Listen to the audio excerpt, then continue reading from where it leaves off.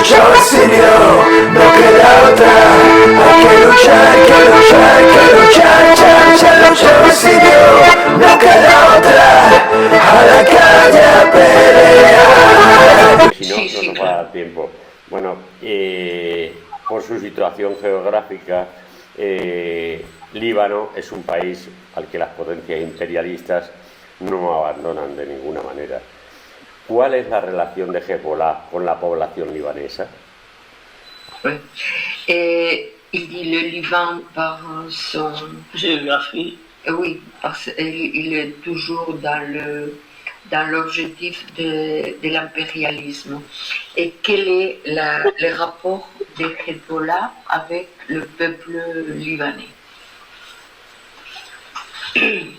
il veut parler maintenant ou historiquement?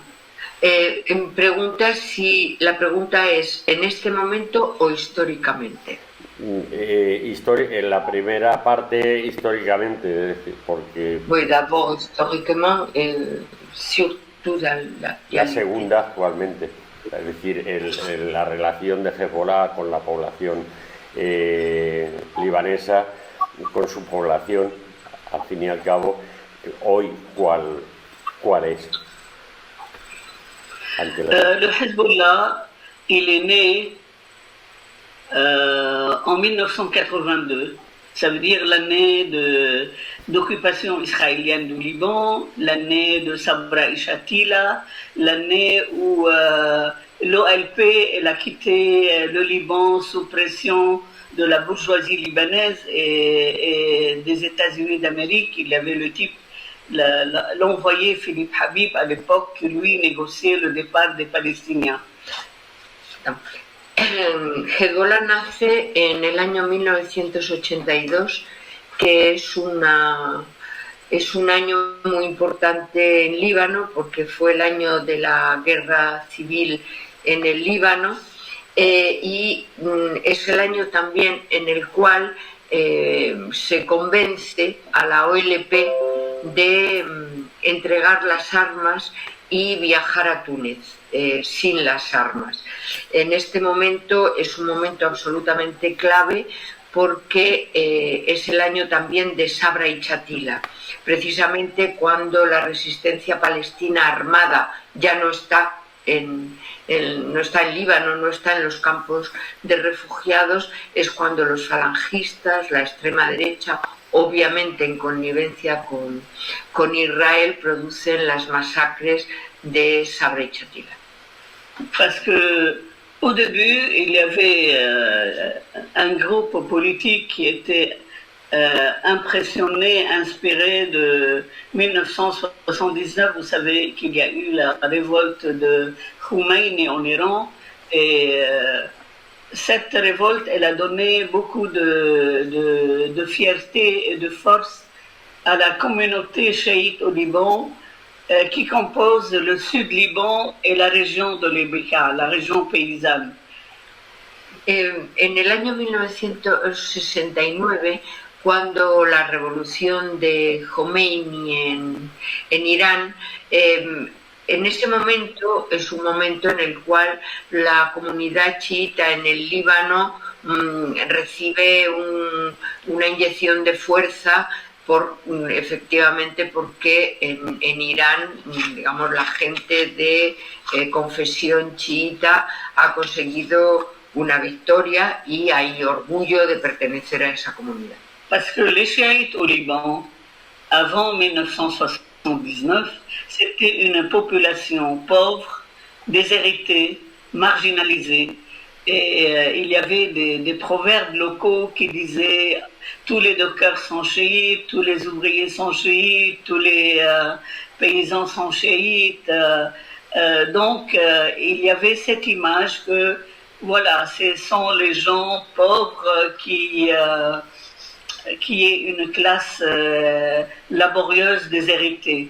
Donc ils ont commencé et il y avait une certaine il y a du mépris et ils n'étaient pas trop scolarisés. Dans ces deux régions, la scolarité était faible. Donc voilà l'image des chiites. Donc 79, c'était une vengeance à cette situation.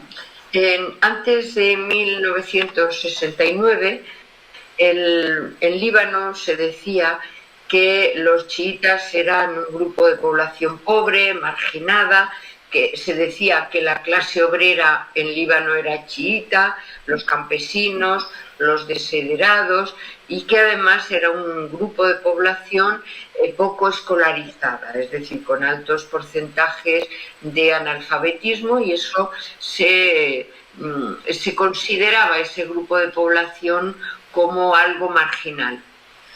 Donc dans ce Liban que le mandat français qui a fait une charte en 46, ça veut dire 2 ans avant l'occupation de la Palestine qui a eu lieu en 48, ce Liban, on a voulu qu'il soit la Suisse de l'Orient. Dans ce Liban fanfaron et qui est très enclin à l'argent, à la richesse, donc les chiites, c'était une masse qui est en contradiction avec ce projet, socialement parlant. En el año 1946, justo 2 años antes de que se produjera al-Nakba, Líbano estaba bajo mandato francés.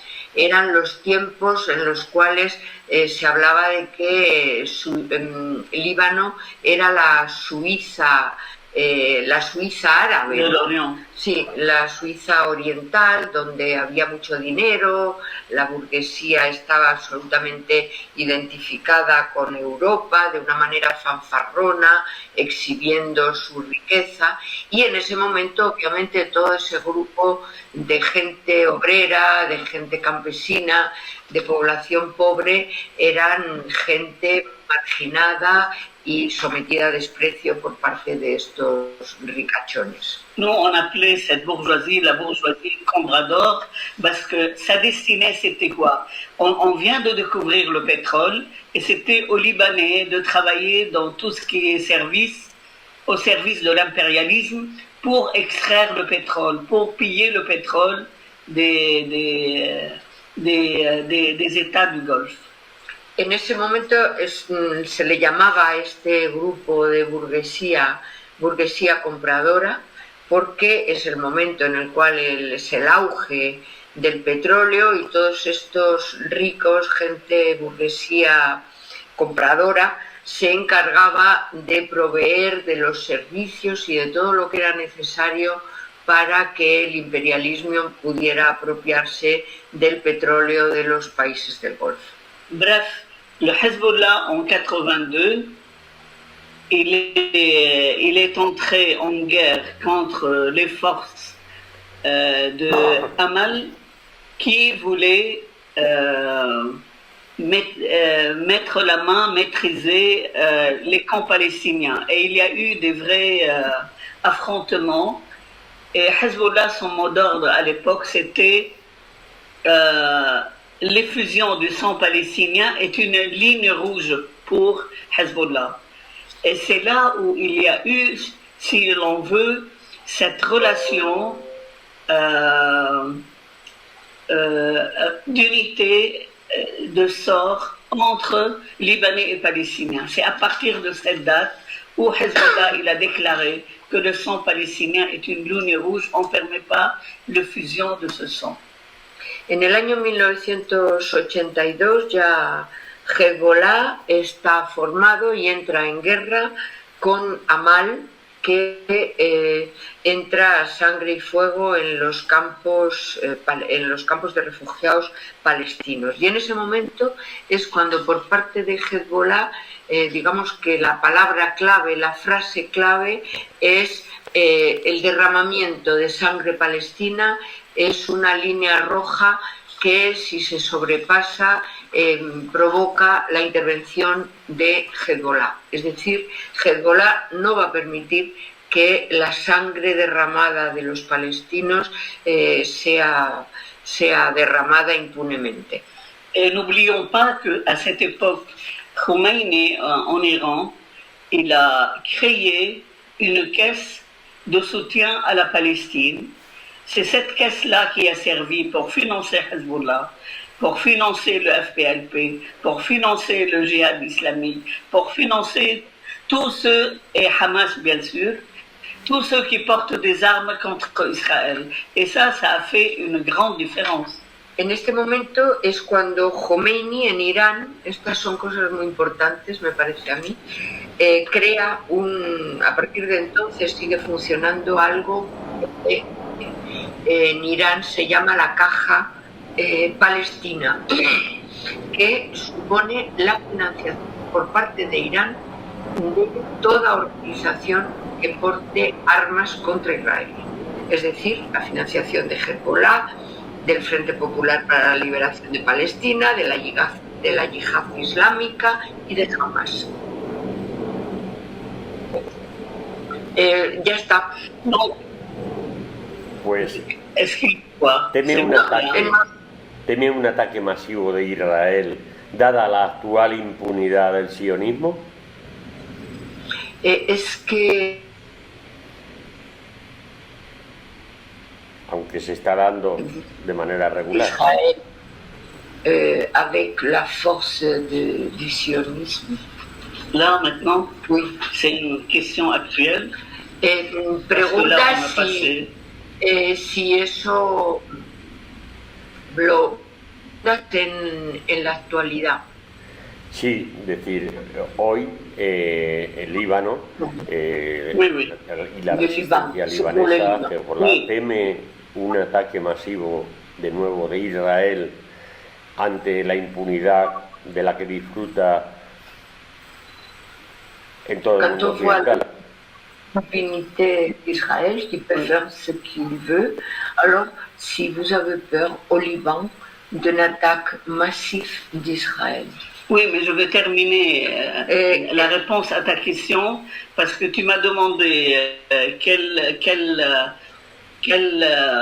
impact de Hezbollah dans la population libanaise. Quiere terminar la pregunta anterior porque hay algo que no ha dicho todavía sobre el impacto de Hezbollah en relación con la población libanesa. Vous savez, les chiites du Liban, ils forment à peu près la moitié de la population. On est 4 millions, vous avez 2 millions de chiites, donc c'est une majorité qui appuie Hezbollah. Et lorsque Hezbollah il a vaincu Israël en l'année 2000, parce que le Liban il a été occupé directement par Israël de 82 jusqu'à 2000, donc ça te fait 22 ans. Et donc, cette victoire, elle a été appréciée par toute la population libanaise, y compris des chrétiens, à part les fascistes libanais, bien sûr. Eux, ils sont toujours une force pro-occidentale, pro-israélienne même, contre Hezbollah.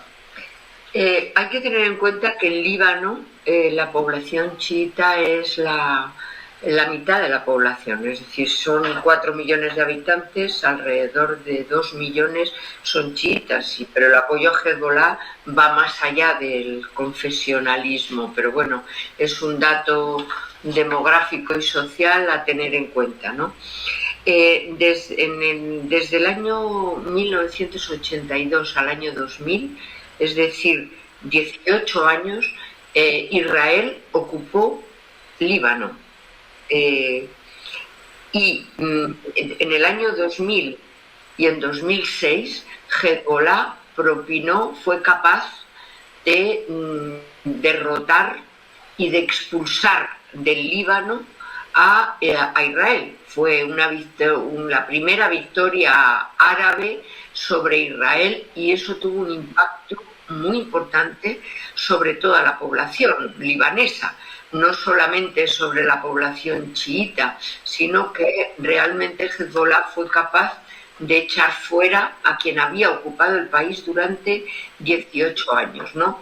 Enfrente estaban los fascistas y los grupos de derecha que siempre han sido grupos que obedecían a las órdenes extranjeras, a las órdenes del imperialismo y del sionismo. Donc, vous savez, la grande accusation qui a été faite hier et aujourd'hui à Hezbollah, que lui, il y a cette unité de sort entre le Liban et la Palestine. La bourgeoisie libanaise, la droite, elle ne veut pas cette unité de sort. Il pense que la question de la Palestine est une question palestinienne. La résistance libanaise, elle pense que au contraire, il y a une unité de sort. Déjà, le Liban a subi 6 guerres destructibles de la part d'Israël, et il y a eu donc cette occupation directe. Et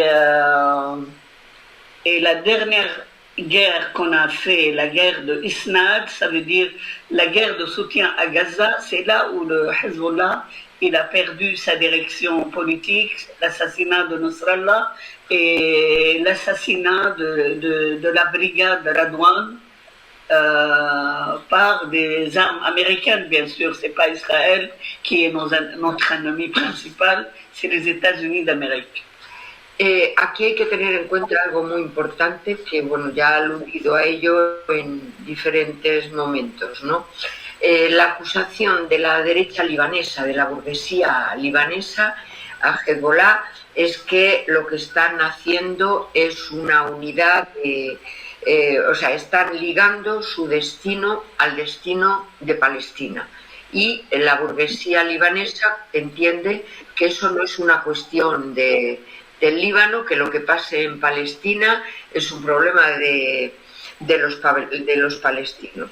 Y el Líbano entiende que no hay una división entre el pueblo libanés y el pueblo palestino y que su destino, sus objetivos y su futuro están ligados. Y es eso, digamos, esta vinculación directa de Hezbollah, de la resistencia libanesa y de la mayoría del pueblo libanés al futuro y al derecho a la liberación del pueblo palestino, lo que ha determinado que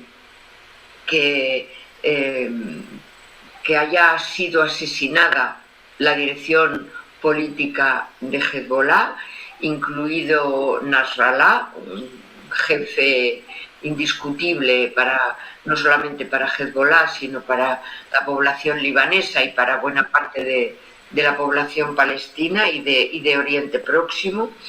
También fue asesinada la brigada Redwan, muy importante, una brigada de referencia en Líbano, y todo eso ha sido no por motivos internos del Líbano, digamos, sino por la vinculación consciente y decidida del destino del pueblo libanés con el derecho y la lucha del pueblo palestino. Vous savez, le Liban, donc après qu'il est entré dans cette guerre de soutien à Gaza, pendant un an, il donnait des coups terribles qui ont atteint Haïfa, Tel Aviv, etc.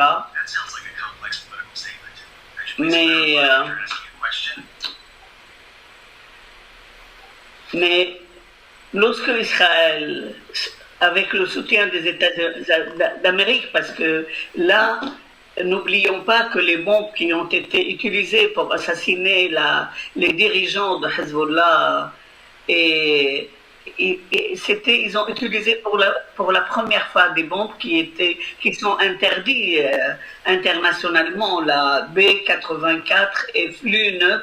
Ce sont des bombes de 1 et 2 tonnes qui sont dotées des têtes de gaz.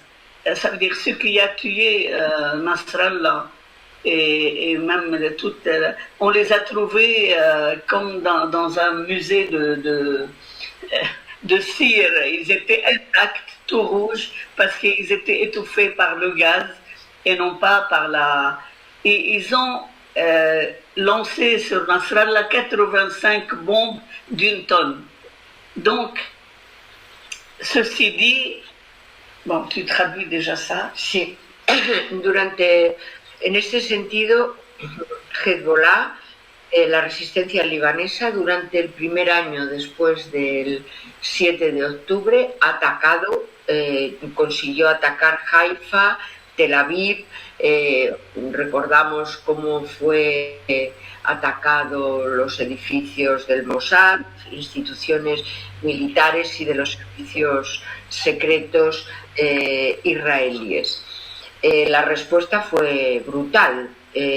Se han utilizado contra el Líbano bombas B-84 de 1 y 2 toneladas, por ejemplo, para asesinar a Nasrallah se utilizaron 85 bombas de 1 tonelada dotadas de cabeza con gas asfixiante, de tal manera que se encontró a Nasrallah y a las personas que le acompañaban en los subterráneos muy hondos, intactos, pero absolutamente asfixiados por el gas. Fueron bombas no solamente de destrucción física, sino de cabezas con gas químico.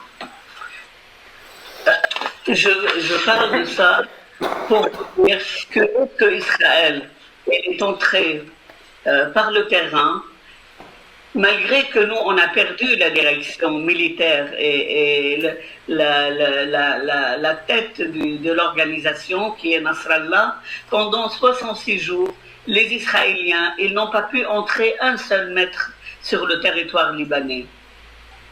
Durante esto lo quiere decir porque es muy importante tener en cuenta que a pesar de haber perdido la dirección política, la dirección militar, digamos, el líder más importante, que era Nasrallah, durante 66 días Israel no pudo avanzar, a pesar de una superioridad numérica y armamentística aplastante, no pudo penetrar ni 1 metro en territorio libanés. Parce que la guérilla libanaise de Hezbollah, ils utilisaient la technique des tunnels utilisée jadis par les Vietnamiens, par les Coréens aussi du Sud, et que eux, ils l'ont appris à Hamas aussi.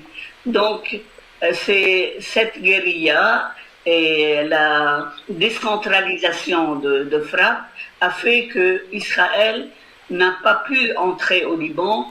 Et en réponse à ta question, je te dis, c'est toujours le cas aujourd'hui, que Israël ne peut pas faire elle peut pas envahir d'une façon terrestre le Liban. Ce qu'elle fait, c'est de bombarder, d'assassiner, de tuer par le ciel. Et ça, elle continue à l'heure actuelle de le faire. Lo que es importante es que eso ha podido ser porque, obviamente, como siempre que hay una desproporción numérica y de fuerza como la que hay en Líbano, la técnica que se utiliza es una técnica de guerrillas, de unidades descentralizadas, es decir, con autonomía para actuar y aisladas unas de otras, y utilizando la técnica de los túneles, que eso es muy importante por cómo ha sido transferido de la resistencia, por ejemplo, vietnamita.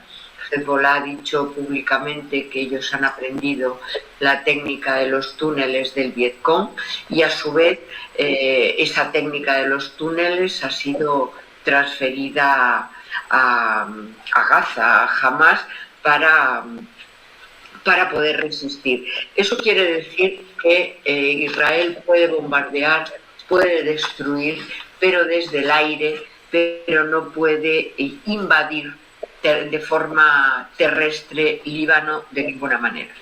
Vous savez, nous, la technique, c'est combattre à corps nu, à distance zéro. C'est la technique de Hezbollah et c'est la technique de Al-Qassam en Palestine. Ça veut dire vous trouvez le Palestinien sauter sur un char israélien et le détruire directement. Ce fut le cas au Liban. Cette technique, on l'a pratiquée en 2006 dans la plaine de la Khiyam, au sud Liban, où les militants, une douzaine de militants, ils ont détruit 40 chars Merkava israéliennes, rien que parce que les militants, les guerrilleros ont sauté sur les chars et les détruisaient. La técnica que se utiliza es, claro, de un heroísmo y de una valentía absolutamente excepcional. Y es el distancia cero a cuerpo desnudo, cuerpo a cuerpo. Para dar una idea, en la llanura, en 2006, en la llanura de Hiam, en el Líbano, 12 guerrilleros, utilizando esa técnica, fueron capaces de destruir 40 tanques Merkava israelíes. Donc, vous savez,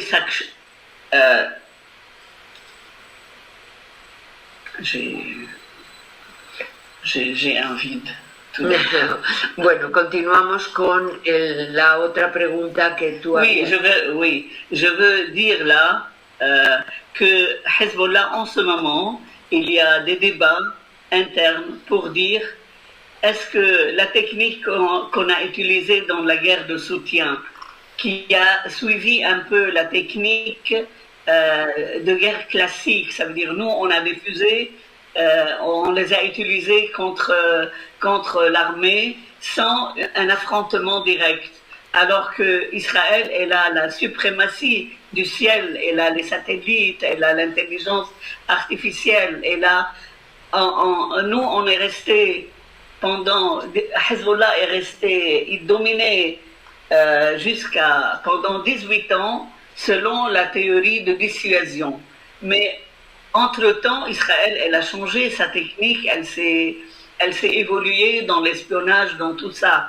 Et donc, la discussion aujourd'hui dans Hezbollah, est-ce qu'il ne fallait pas, dès le début, entrer uniquement dans une guerre de longue haleine, pratiquée dans les guérillas de libération nationale dans le temps? C'est ce que Hamas a fait.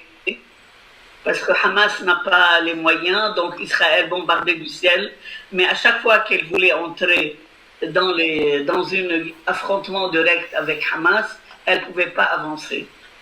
El debate acerca de los errores que se hayan podido cometer por parte de Hezbollah es que cuando era bien comprobado hasta qué punto era eficaz este enfrentamiento de estilo guerra de guerrillas, si no ha sido un error entrar en un enfrentamiento directo militar con Israel. Es decir, nosotros tenemos misiles, vosotros tenéis misiles y disputamos la guerra a ese nivel. Lo que se está planteando ahora mismo dentro de Hezbollah es volver quizá en otro momento histórico y en otras circunstancias, pero volver a lo que ha sido la guerra de larga duración, una guerra popular de larga duración, es decir, los objetivos políticos permanecen intactos y la guerra entra en una nueva fase que no es la guerra directa de confrontación con Israel, sino volver a una guerra en la cual la guerrilla decide cómo y cuándo se ataca al enemigo.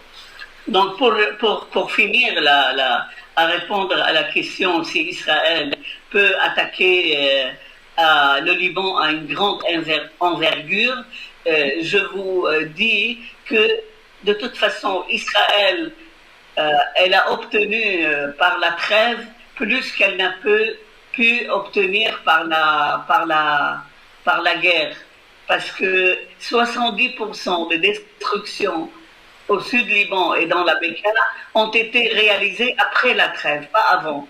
Donc tout ce qu'elles peuvent faire, c'est nous bombarder du ciel, mais ils ne peuvent pas envahir le Liban. Ça, c'est parce que, bon... Con respecto a la pregunta de si temen un ataque de Israel de gran envergadura, hay que decir que las cosas están siendo ya así. Es decir, que Israel en relación con la tregua en el Líbano de 2023, la tregua es una falsedad total, porque el 60% de la destrucción habida en Líbano se ha producido después de la tregua, es decir, las treguas no tienen ninguna validez, la superioridad militar israelí desde el cielo es evidente y puede bombardear y destruir todo lo que quiera. Otra cosa es la penetración sobre el terreno, que no ha podido conseguir de ninguna manera.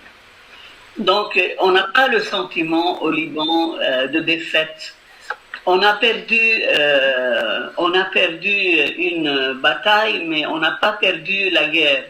Et la grande force de Hezbollah réside dans le fait que toutes les masses du sud Liban et de la Bekaa, ils sont toujours à côté de lui. La commémoration de Nasrallah, elle a réuni 1 million de personnes, ce qui est rare dans l'histoire. Donc, nous sommes toujours là, nous sommes toujours vivants et la lutte continue.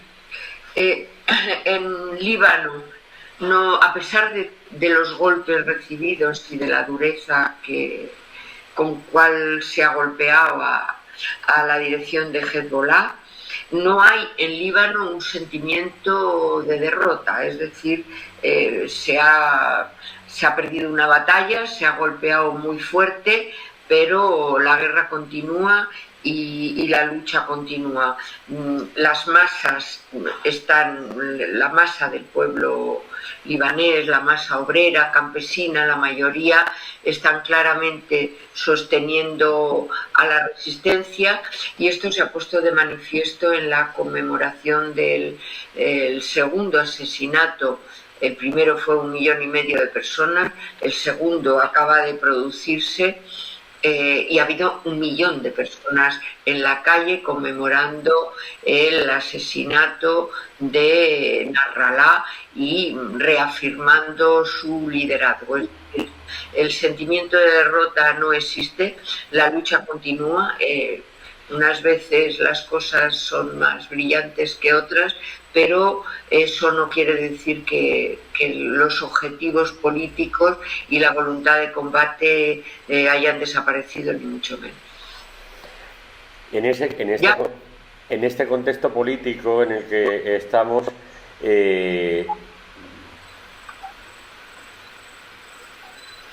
político y militar, los hutis, ¿qué papel están jugando? ¿Los qué? Los hutis. De Yemen. Yemen. Yemen. Ces contextes politiques et militaires, Según tu quel rôle joue le Yémen? Oui, vous savez, il y a eu l'axe de résistance que regroupait donc Hezbollah, Hamas, l'Iran, le Yémen et une partie de l'Irak. Tout l'Irak, le gouvernement irakien n'est pas acquis, mais il y a ce qu'on appelle les renforts populaires irakiens, qui sont la partie chiite de l'Irak. Donc, le problème de cet axe de résistance, il n'a pas fonctionné ensemble. Et peut-être il n'avait pas la possibilité de fonctionner ensemble.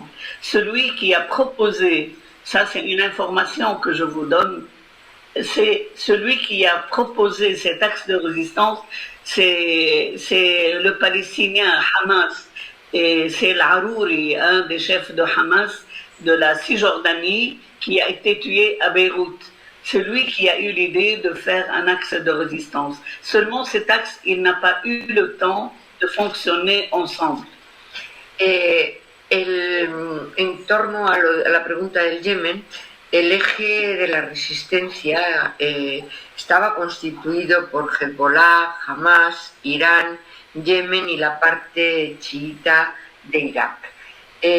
Probablemente el eje de la resistencia no tenía y no ha tenido la posibilidad de actuar de forma coordinada. el que teorizó y que pueda llamarse el fundador del eje de la resistencia fue Hariri, un palestino de Cisjordania que ha sido asesinado en Beirut. Haruri, perdón, Haruri. C'est Al-Haruri, donc ça n'a rien à voir avec Hariri. Hein. Al-Haruri. Al-Haruri. Donc, quant au Yémen, le Yémen, c'est pas un pays, comme vous le savez, frontalier de la Palestine. Tous les autres, le Yémen est tellement loin, mais le Yémen, il a joué un rôle stratégique très important parce que un des impacts de la guerre de Gaza, c'était cette concurrence entre les États-Unis d'Amérique et la Chine sur les routes stratégiques. Les Américains, dès 2020 déjà, pendant la réunion de G7, c'était Biden à l'époque, Netanyahou, il a présenté le projet du canal de Ben Gurion. Donc, dans cette... Oui. Yemen ha jugado un papel estratégico importante. Es un país que está lejos de Palestina, no hay fronteras, pero precisamente por eso ha jugado un papel estratégico, ya que una de las características más importantes de esta guerra contra el pueblo palestino ha sido la participación directa y evidente de Estados Unidos en el apoyo a Israel. Y claro, y en este asunto no era solamente el sionismo lo que les unía, sino la confrontación que subyace entre Estados Unidos y China. La confrontación en torno a la ruta de la seda, la Organización de Cooperación de Shanghái, etc. Ya en 2020, en la reunión del G7, Biden entonces presentó un proyecto con Netanyahu también, pero era Biden entonces, un proyecto de canal alternativo al de la ruta de la seda llamado Canal Ben Gurion. Donc c'est bien avant le 7 octobre, ça veut dire il voulait que Gaza fait partie de tout ce changement, ce qu'ils appellent le Grand Israël, c'était comment Israël peut garantir les routes stratégiques de toute la région du Proche-Orient. Et là, le Yémen, il a joué un rôle primordial stratégique parce qu'il a montré que ce petit pays qui est pauvre, qui a des moyens d'armement très locaux, il a pu quand même empêcher toute la navigation en mer Rouge. Donc, c'est quelque chose qui est catastrophique pour l'Occident. Todo esto es muy importante tener en cuenta que es un proyecto muy anterior al 7 de octubre. Todo esto estaba planteado claramente y que Gaza debería formar parte del gran Israel y de todo el control por parte de Israel, pero de todas las rutas estratégicas para el imperialismo euroestadounidense. Y lo que se ha puesto de manifiesto, Yemen ha puesto de manifiesto que un país pobre, con medios armamentísticos de fabricación local, ha sido capaz de algo que ha sido un golpe importantísimo para el imperialismo y es el bloqueo, la detención, la destrucción de la navegación comercial por el Mar Rojo.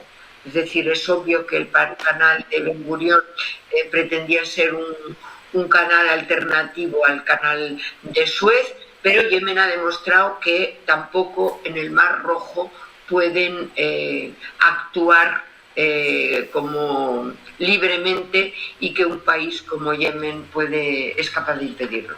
Vous savez, cette guerre stratégique, elle continue à l'heure où on parle. Vous savez qu'en Azerbaïdjan, l'intervention des États-Unis, ils ont déjà le canal qui sépare l'Azerbaïdjan de l'Iran, il s'appelle le canal Trump. Donc nous sommes toujours en plein guerre de route stratégique. Pourquoi Gaza? Gaza parce qu'on vient de découvrir des champs de gaz les plus riches au monde, à Gaza et au sud Liban. D'où la nécessité aussi d'assassiner Nasrallah, parce que Nasrallah, il s'est porté, il a dit que j'empêcherai les Israéliens d'extraire le gaz du sud Liban, parce que le Liban n'est pas capable par son armée de défendre ses eaux maritimes. C'était le Hezbollah qui s'est attelé de cette tâche. El asunto es de gran importancia, ya que, como es bien sabido, se han descubierto yacimientos riquísimos de gas frente a las costas de Gaza y a las costas del sur del Líbano. Evidentemente, todo el proyecto de destrucción de Gaza y todo lo de la Riviera no era solamente un proyecto turístico, sino un proyecto económico de primer orden. Y Nasrallah había planteado claramente que la resistencia palestina y la resistencia libanesa tenían como uno de sus objetivos estratégicos impedir que el gas árabe, ese gas, se fuera apropiado por el sionismo y por el imperialismo. Donc, depuis cette date, Netanyahou disait qu'il faut réduire la population de Gaza de moitié. Donc, il voulait cette guerre démographique, il voulait cette épuration ethnique. Et Jared Kushner parlait il veut transformer Gaza en une Dubaï avec tous ces champs de gaz. Quant à Trump, lui, il parlait de Riviera. Donc tout ça, c'était projeté avec l'idée qu'il fallait compenser le gaz russe, parce que ça fait partie aussi de la guerre Russie-Ukraine. L'Europe est visée directement, et compenser le gaz russe par le gaz de Gaza et du sud Liban. Cuando nosotros hemos visto que la brutalidad de la masacre del pueblo palestino no es una bestialidad gratuita, sino que estaba atravesada por intereses, es decir, que Netanyahu tiene el objetivo de reducir a la mitad la población palestina, tanto matándola como llevándola fuera. Es decir, es una evidente operación de limpieza étnica. Kushner y Trump hablaban de la Riviera en Palestina o de hacer una especie de Dubái de Gaza. El objetivo tiene que ver con decisiones estratégicas de sustitución de la llegada de gas ruso a la Unión Europea y a Estados Unidos, y de sustituirlo por el gas de Gaza y el gas del sur del Líbano. Voilà. Bien que Trump lui-même, devant la Knesset, dit à Netanyahou que le visage d'Israël est tellement sali qu'on a besoin d'arrêter la guerre parce que c'est la survie d'Israël est en question. Comme tu le sais, l'idée du projet sioniste, il a été basé sur l'attraction des Juifs du monde pour venir vivre en Israël par l'industrie de la Shoah et par le monopole de la souffrance. Or, la solidarité internationale et la résistance du peuple de Gaza, ils ont mis en néant ce projet. La importancia la podemos mirar, por ejemplo, con la importancia, quiero decir, del movimiento de solidaridad internacional se ha reflejado directamente en el discurso de Trump ante el Parlamento israelí, ante la Knesset. Trump ha dicho a Netanyahu, el rostro de Israel ante el mundo está tan ensuciado, es un rostro absolutamente odiado, que es necesario parar la guerra porque está en juego la supervivencia del sionismo, la supervivencia del Estado de Israel como tal. Hay que tener en cuenta que desde la creación del Estado de Israel, los fundamentos del desarrollo del sionismo y de fortalecimiento del Estado de Israel se han basado en la atracción hacia Israel de judíos de todo el mundo, ofreciéndoles un lugar seguro para vivir dentro de la patria prometida. Y también se ha basado en lo que los propios judíos sionistas llaman la industria del holocausto, es decir, que vender el sufrimiento del pueblo judío a manos de los nazis, que ocurrió cuando ocurrió en la Segunda Guerra Mundial, pero para mostrar que eso les daba una especie de monopolio del sufrimiento que justificaba, digamos, moralmente o emocionalmente el derecho a la resistencia, que es lo que decían del pueblo de Israel. Todo eso ha estallado en 1000 pedazos por el movimiento de solidaridad internacional con la lucha del pueblo palestino. Si vous voulez, camarades, la caractéristique la plus importante dans ce mouvement de solidarité internationale, c'est que la question de la Palestine, elle a dépassé la compassion vers une solidarité de classe, la compassion humaine pour les morts, pour les blessés, etc., vers une solidarité de classe. Et si tu veux que je détaille un peu, je suis prête. Una de las cosas más importantes que se han vivido en este tiempo es haber sobrepasado claramente todo lo que es una solidaridad compasiva hacia un pueblo que sufre, que es bombardeado por otro, que es gente asesinada, gente mutilada, para, sin perder de vista eso, obviamente, convertirlo en una solidaridad de clase. Ella dice que si quieres puede ampliar esta idea. Es importante, me parece. Dice que sí. Me parece que es importante para nosotros y para los lectores de Insurgente. Vous savez, moi j'ai participé à des manifestations en France et j'ai suivi de près les réactions des gens aux États-Unis, en Europe. Regardez par exemple le manifeste qui a été fait par les syndicats de travail en Italie. Il disait carrément que la guerre de soutien à Gaza, c'est la même guerre contre le capitalisme, pour les revendications sociales, contre le fascisme, l'extrême droite. Et à mon avis, tu peux déjà traduire ça. Oui.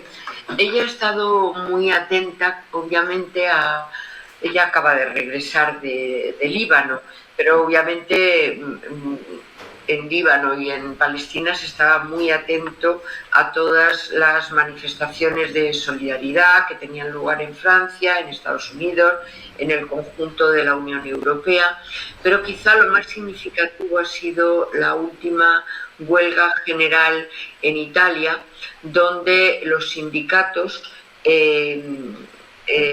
mostraban en sus manifiestos que la lucha de apoyo a la resistencia y a la lucha del pueblo palestino era una misma lucha contra el capitalismo, contra el fascismo, por reivindicaciones sociales, por defender la destrucción de las conquistas sociales históricas que está sufriendo la clase obrera en Italia y obviamente en otros lugares.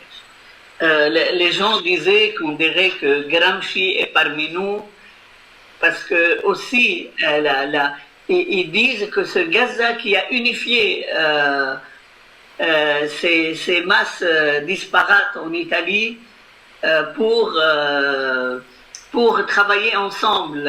C'est comme si on voulait exécuter les directives de Gramsci qui disaient que l'unité est très importante contre les fascistes, contre les capitalistes. Elle n'est pas circonstancielle, elle est existentielle. Et ça, c'est un mot d'ordre qui est revenu dans les revendications des mouvements de solidarité. Podría pensarse que en todas las movilizaciones de apoyo a la lucha del pueblo palestino, Gramsci hubiera revivido, ¿no? Porque para dotar a la movilización de unas características de revitalización, de unificación anticapitalista, de una unidad del pueblo frente al capitalismo, al imperialismo y al fascismo. Ça fait 30 ans que le néolibéralisme, on peut l'appeler capitalisme prédateur, aujourd'hui on l'appelle oligarchie financière, qui sont en train de casser, de briser les acquis sociaux, fruits de 200 ans de lutte. Et on a vu que ni les syndicats, ni la gauche, pendant tout ce temps-là, n'ont réagi. Il était en état d'inertie. Et puis tout d'un coup, il y a Gaza qui les réveille. Et les gens, ils ont senti une certaine identification avec ce qui se passe. Ça veut dire, ils ont pensé que cette sauvagerie, cette criminalité avec laquelle, cette barbarie avec laquelle on traite les Gazaouis, c'est notre propre image. C'est aussi nous, on nous a brisé. Les États sont devenus des États despotes, des États sécuritaires, et ils ont détruit toutes les velléités qui restent d'une certaine démocratie que l'Occident revendiquait. Desde hace 30 años, el capitalismo, el neoliberalismo, pero en definitiva el capitalismo predador ha actuado en toda Europa contra la clase obrera y contra los sectores populares y para, ante nuestros ojos, destruir las conquistas de la clase obrera de hace 200 años.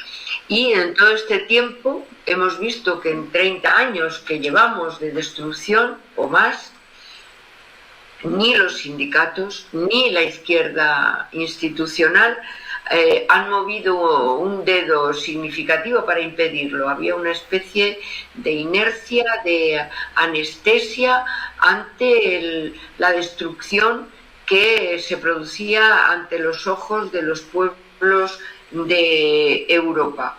Entonces es como si Gaza, la lucha del pueblo palestino, hubiera sido como una especie de corriente eléctrica, de revulsivo, que ha permitido que los pueblos pudieran identificar no solamente la solidaridad con Palestina, sino identificar que todo ese crimen, todo el salvajismo, todo lo que estaba sufriendo el pueblo de Gaza se parecía mucho a lo que el proyecto que estaban en curso por parte de estados cada vez más autoritarios, en los cuales la democracia y otras apariencias que hace años de las cuales podía haberse podido recubrir el capitalismo, desaparecían rápidamente y podía identificarse la lucha del pueblo palestino con la necesidad de la lucha no solamente en solidaridad con el pueblo palestino, sino la lucha contra nuestros propios enemigos, que por otra parte eran los mismos que los del pueblo palestino. un grand intellectuel révolutionnaire de France qui s'appelle Frédéric Lordon, qui est très engagé dans la lutte, parle de l'effet condensateur de Gaza. C'est un condensateur de causes à laquelle nous affrontons aujourd'hui des intellectuels comme Pascal Boniface, Emmanuel Todd, Gilbert Achcar. Tous, ils ont écrit des articles qui ont eu de l'écho en France, qui parlent de la faillite de l'homme blanc, de la faillite du modèle de démocratie occidentale et de défense des droits de l'homme, avec tout ce qu'on a vu à Gaza.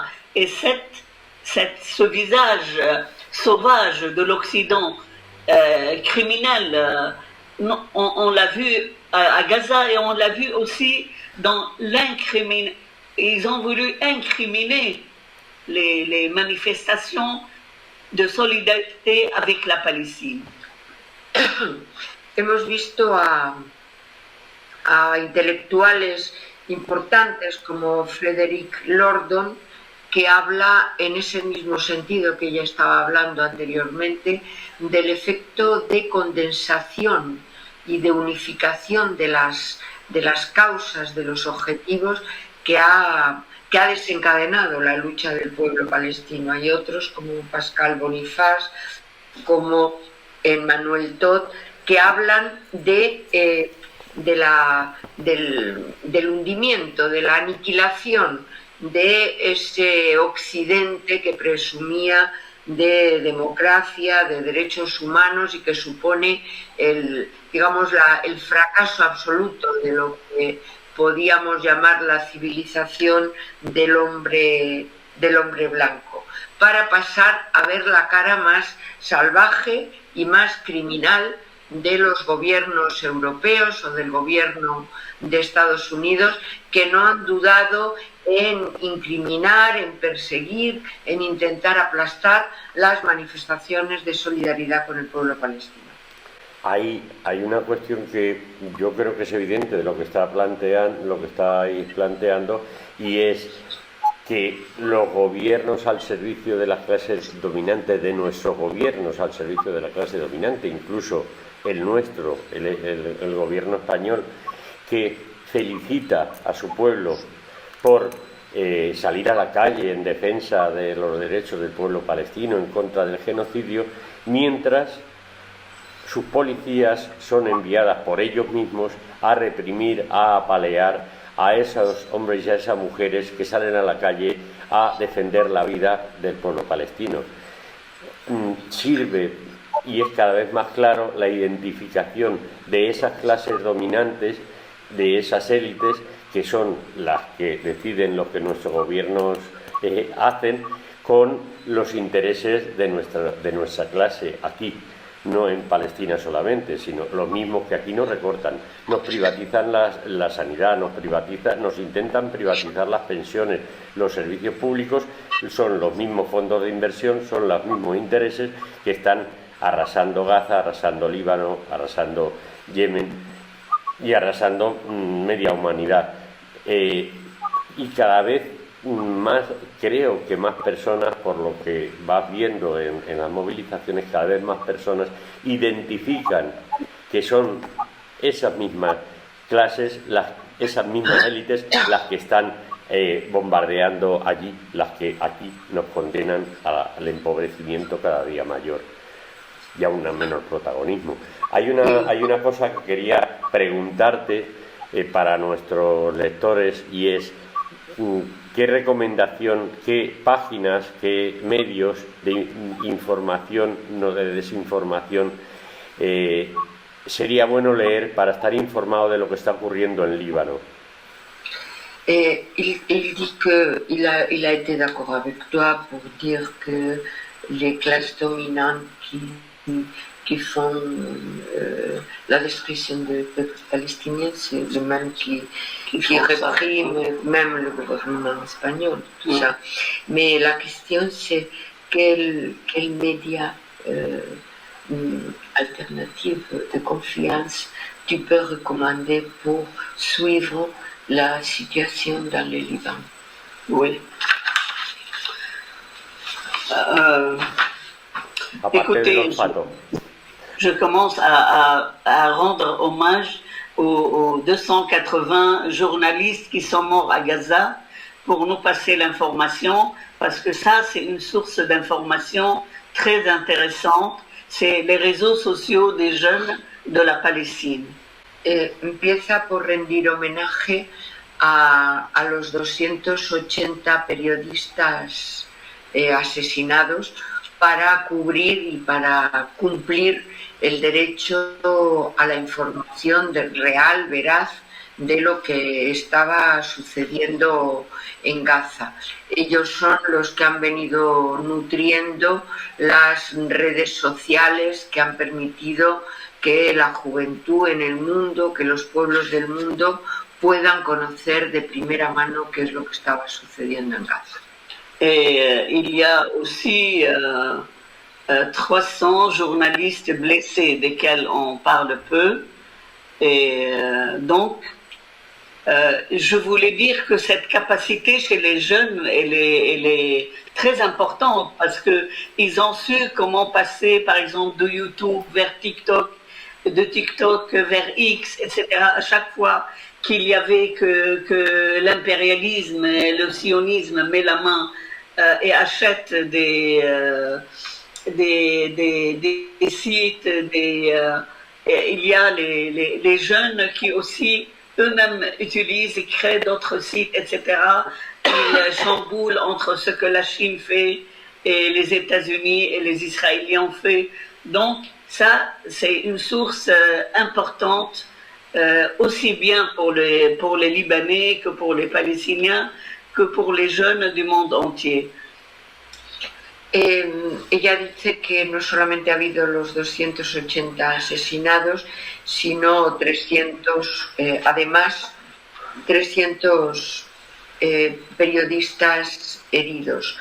Y ella quiere resaltar la capacidad de la gente joven para utilizar los medios alternativos como fuera, es decir, para usar TikTok, YouTube, X o incluso cuando Estados Unidos compra o cuando se censura un medio de comunicación para buscar otro medio alternativo, de manera que de todas formas la información llegue. Tu sais, tous les jours, il y avait en plein Gaza qui était sous les bombes. C'est à Gaza qu'il y avait des initiatives le plus importantes pour envoyer l'information. Quelqu'un de FPLP qui s'appelle Wissam Faqawi, lui, il est encerclé à Khan Younes, à partir de Khan Younes. Il a créé un site qui donnait l'information et il y a 280 personnes de gauche du monde arabe qui se sont joints à lui pour donner des analyses et de l'information.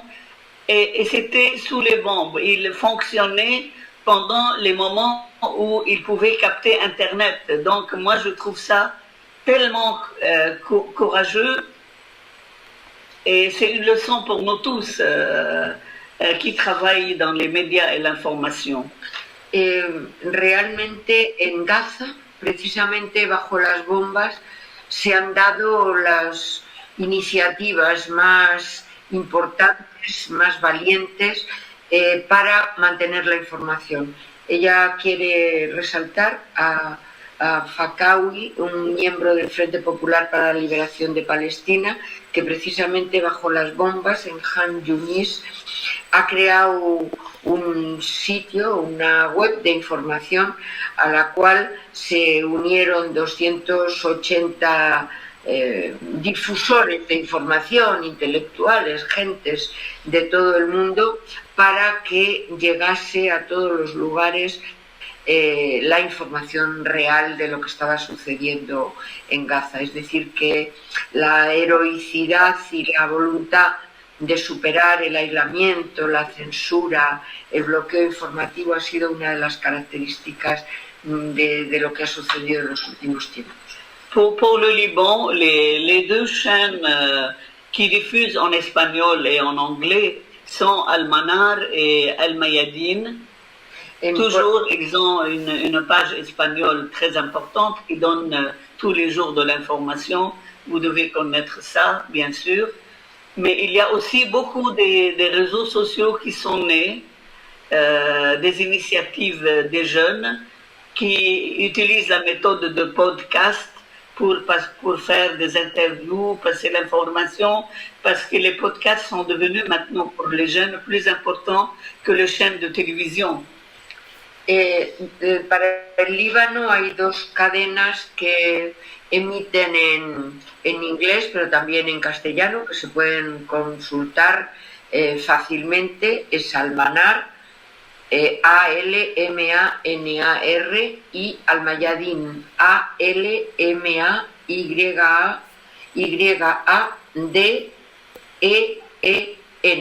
Pero también hay otros lugares en los cuales se utilizan el podcast para hacer entrevistas y difundirlas por cualquier sitio. Es decir, que se están utilizando nuevos métodos, sobre todo para la gente joven, para difundir la información como sea.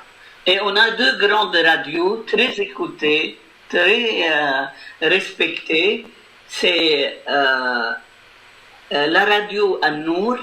An-Nour, ça veut dire lumière, et une radio de gauche tenue par le Parti communiste qui est très bien, qui est la radio Ashab. Ashab, ça veut dire le peuple. Ils sont très très bien, très suivis, très respectés. Hay dos radios, pero entiendo que son en árabe. Una de ellas se llama An-Nur, que quiere decir luz, y otra sostenida por el PC libanés que se llama Ashab. Ashab. Ashab. Ashab, le peuple. Et en même temps, ¿Qué quiere decir el pueblo? Il y a la chaîne Al-Quds qui est palestinienne, qui diffuse à partir de Beyrouth. Et on a une chaîne qui diffuse pour le Yémen en direct de Beyrouth, parce que, vous savez, Beyrouth, c'est quand même, elle est cosmopolite, elle a toujours été le centre de tous les opposants du monde arabe, donc c'est toujours le cas chez nous, et il y a des chaînes irakiennes. Et maintenant, Al-Mayadeen a décidé de faire une télévision nouvelle à Bagdad. Habla de otros medios, como por ejemplo Al-Quds, que es un medio palestino, pero que emite desde Beirut. Desde Beirut también se emite directamente a Yemen. Hay que tener en cuenta que Beirut ha sido siempre un lugar cosmopolita de refugio de la resistencia, y también Al-Manar recientemente ha decidido pasar a emitir directamente desde Irak. Et dernier point, il y a un journal de gauche très important, un des plus importants dans le monde arabe, qui s'appelle Al-Akhbar. Al-Akhbar, ça veut dire les nouvelles. Et Al-Akhbar, c'est de gauche, et il est proche de Hezbollah et de Hamas et de toute la résistance armée dans la région. Et maintenant, pour diffuser mieux, ils ont créé aussi, ils utilisent YouTube, ils utilisent X, etc., pour passer la même information qu'ils passent par écrit. Ils font autour de cette information des petites vidéos, des podcasts, de petits reportages en vidéo, pour que l'influence soit double, parce qu'ils savent que les jeunes sont attirés souvent par l'image. Hay un periódico importante de izquierda que se llama Al-Akhbar, que quiere decir noticias, que está ligado a la resistencia armada, es decir, a Hezbollah, a Hamas, a todas las facciones de la resistencia. Ellos, aparte del periódico, emiten también a través de YouTube, de X, emiten pequeños vídeos, pequeños reportajes en imagen, podcast, etcétera, el sonido, de manera que pueda llegar también a una juventud que, como es bien sabido, está atraída fundamentalmente por la imagen. Sur mon portable, j'ai à peu près 50 sites qui diffusent de l'information militaire, information politique, des milieux de lutte. On a de l'information qui les fait quotidiennement d'une façon très dense. Ça, c'est devenu on crée une sorte de forum d'information et ce forum diffuse 24 heures sur 24 heures. Ça aussi, c'est très important maintenant dans la presse au Proche-Orient. Peut-être c'est la même chose ici, chez vous. Dice que ella tiene en su teléfono móvil 50 sitios que difunden 24 horas sobre 24 información militar, información política, donde la gente discute, donde la gente se informa, y dice si hay algo parecido en nuestros medios. Voilà. Ya está. Pues yo creo que ya podemos concluir. Podemos ir acabando, porque vosotras teníais ahora otra cosa hace ya rato. Claro. Desde Insurgente, un placer teneros con nosotros. Desde Insurgente, desde posiciones de clase, desde posiciones antiimperialistas, ofrecer no solamente a nuestros lectores, sino a cualquier medio que quiera difundir, citando la fuente si es posible, pero sobre todo difundir esta entrevista, igual que cualquier información que venga de los compañeros y compañeras de la resistencia en Palestina, en el Líbano, en Yemen, etcétera. Muchas gracias y un placer. Corto la grabación. Merci beaucoup, camarades, de m'avoir donné cette occasion de m'exprimer et donc la lutte, elle est de deux côtés. On se complète dans ce rôle d'informer et d'inciter à continuer la bataille, parce que nous avons un champ très complexe de bataille, notamment à Gaza, au Liban, surtout que là, après le cessez-le-feu, ce n'est pas fini. Le cessez-le-feu, c'est une grande duperie. Et derrière ça, bien sûr, l'impérialisme, il va continuer à nous frapper, et nous, on doit continuer à rester debout. Muchas gracias a Insurgente y a ti, Benito, por haberle dado la posibilidad de expresarse.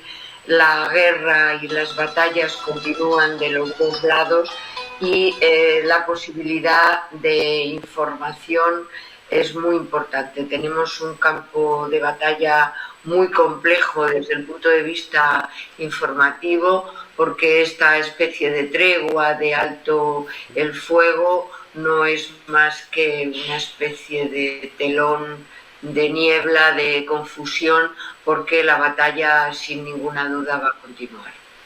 Y hace un llamamiento especial a estar muy vigilantes, a mantener la información y a mantener la resistencia nosotros aquí en las calles. Animar, ya puestos, animar a impulsar la organización solidaria, la organización de clase y antiimperialista en todos los lugares donde sea posible, y coordinar para impulsar todas esas luchas.